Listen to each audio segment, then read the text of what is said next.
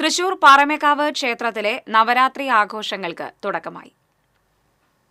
എല്ലാ ഭാവങ്ങളിലുമുള്ള മഹിഷാസുരന്മാർ നമ്മുടെ ഉള്ളിൽ തന്നെ ഉള്ളതാണെന്നും നമ്മുടെ ഉള്ളിലുള്ള മഹിഷാസുരനെ ഉന്മൂലനം ചെയ്യുക എന്നതാണ് നവരാത്രി ആഘോഷം കൊണ്ട് ഉദ്ദേശിക്കുന്നതെന്നും പാറമേക്കാവ് ക്ഷേത്രത്തിലെ നവരാത്രി ആഘോഷങ്ങളുടെ ഉദ്ഘാടനം നിർവഹിച്ചുകൊണ്ട് ഹൈക്കോടതി ജഡ്ജി ജസ്റ്റിസ് ദേവൻ രാമചന്ദ്രൻ പറഞ്ഞു. ചിന്തയാണ് മനുഷ്യനെ മനുഷ്യനാക്കുന്നത്. ചിന്തയില്ലാത്ത മനുഷ്യൻ മനുഷ്യനല്ല.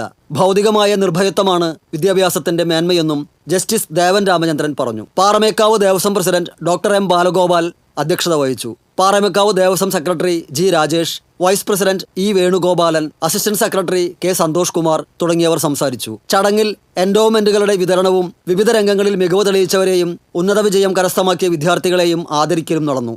തുടർന്ന് ഡോക്ടർ കലാമണ്ഡലം മായ രാജേഷ് അവതരിപ്പിച്ച നൃത്തനൃത്യങ്ങൾ അരങ്ങേറി. ചൊവ്വാഴ്ച വൈകിട്ട് കപില വേണു അവതരിപ്പിക്കുന്ന നങ്ങ്യാർകൂത്ത് അരങ്ങേറും. ഒക്ടോബർ 2 വിജയദശമി ദിനത്തിൽ തിരുവനന്തപുരം എസ് മഹാദേവൻ അവതരിപ്പിക്കുന്ന സംഗീത കച്ചേരിയോടെ നവരാത്രി ആഘോഷങ്ങൾ സമാപിക്കും.